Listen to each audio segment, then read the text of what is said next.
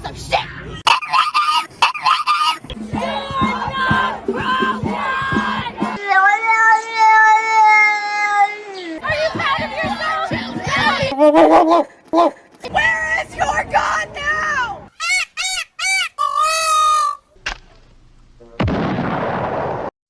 Welcome back to the Angry American, everyone. I know that everyone is emotional and disturbed by what happened at that school in Texas and those poor children and the teachers that were killed by a psycho.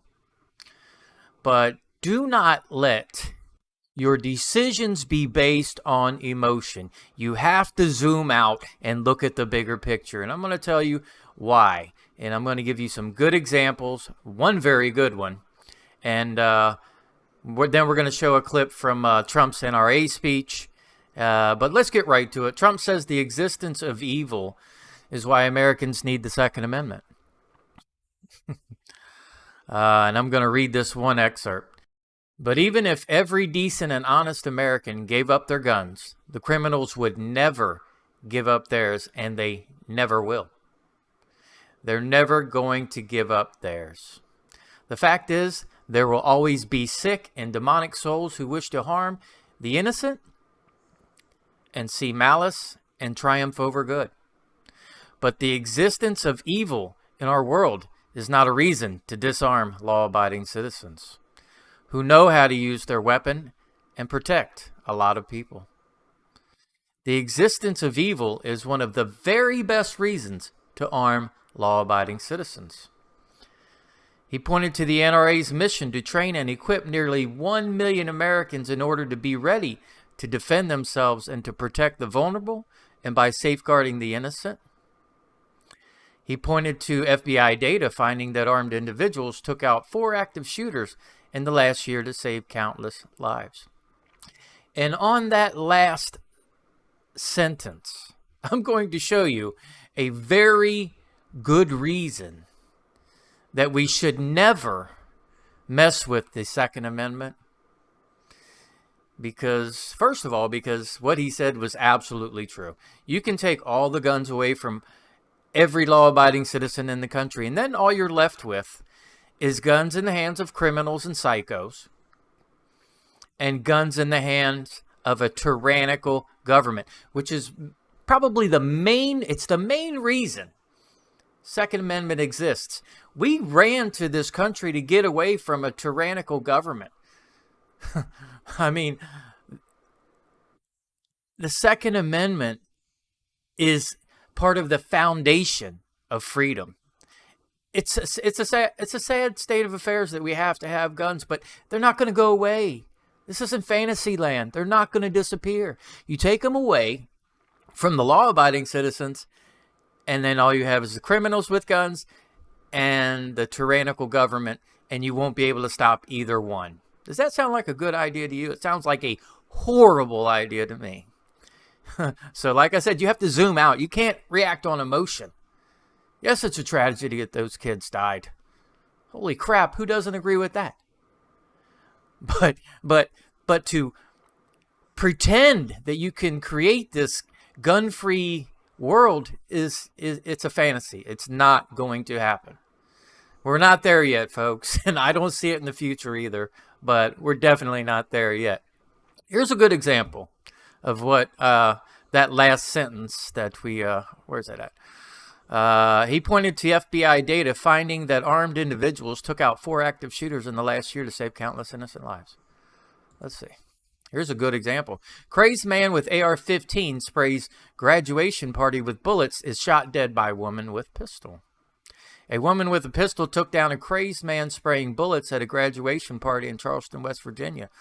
The man drove up and started firing on the party with an AR-15. The woman shot him dead. Police said the woman who was lawfully carrying a pistol shot and killed the man who began shooting at a crowd of people Wednesday night in Charleston. And this guy, Dennis Butler, had a long criminal record. I'm going to show you a quick clip. Quickly returned. They didn't think anything of it when he returned until they saw the pistol being fired. Then she quickly got in position, pulled her firearm, and fired and killed him. Is she a member of law enforcement by any chance? No, she's just a member of the community who was carrying her firearm lawfully, and instead of running from the threat, she engaged with the threat and saved several lives last night. Absolutely. Just to be clear, was he shooting out? Sorry, I'm looking at the picture, but was he shooting out of his car in that area, or did he get out and approach? No, so he pulled over here by the 1300. Okay. The gun was in the back seat of his vehicle. Okay. So he got out, got in the back seat, and started firing. This would be the 1311 out of view. Mm-hmm. He started firing toward this grassy area here where the party was. And that woman was then able to shoot into the car? Yeah. Wow. Shoot at him. Just- But he was shooting. He was shooting this way, towards the 1311.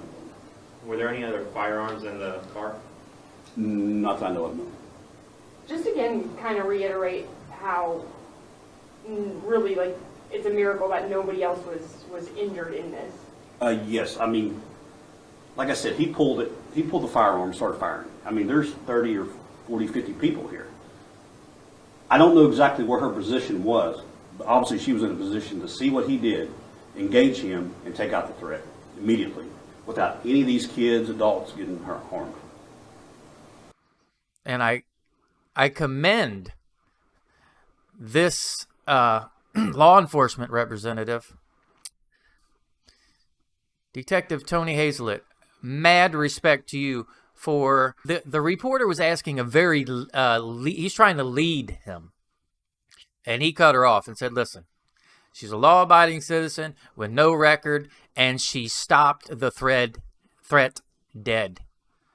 That's all you need to know, lady. Quit asking these questions trying to lead me into some weird crap. It ain't going to work."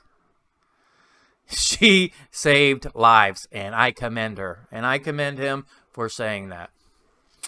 All right, so now let's go ahead and watch a brief clip. I'll try to edit it down of Trump's NRA speech, and then we'll be back to talk after. Because there is no sign more inviting to a mass killer than a sign that declares a gun-free zone. Most dangerous place. I know it sounds good, and it really does. Doesn't it sound wonderful? But it's not. And statistically, it's a total disaster. Gun-free zone, they look at that sign and they say, that's where I'm going. We cannot have that, because if somebody goes into that building, all of those innocent people will be taken out, will be killed, will be tortured. Bad things will happen. Have to get rid of it. As the age-old saying goes, the only way to stop a bad guy with a gun is a good guy with a gun. Have you ever heard that? No, you've never heard that. And in the absence of a member of law enforcement, there is no one you would rather have nearby when a crisis strikes than an armed, expertly trained member of the NRA. Yeah.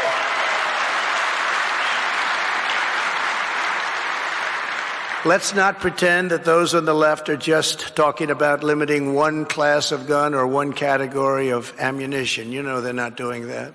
We all know they want total gun confiscation. Know that. This would be a first step. Once they get the first step, they'll take the second step, the third, the fourth, and then you'll have a whole different look at the Second Amendment, which is, by the way, totally under siege. But we stopped it for 4 years. We stopped it, and you've got to stop it. You've got to stop it. All right, there you have it, folks. I calmly and intelligently have given you some examples of why Trump's NRA speech was spot on.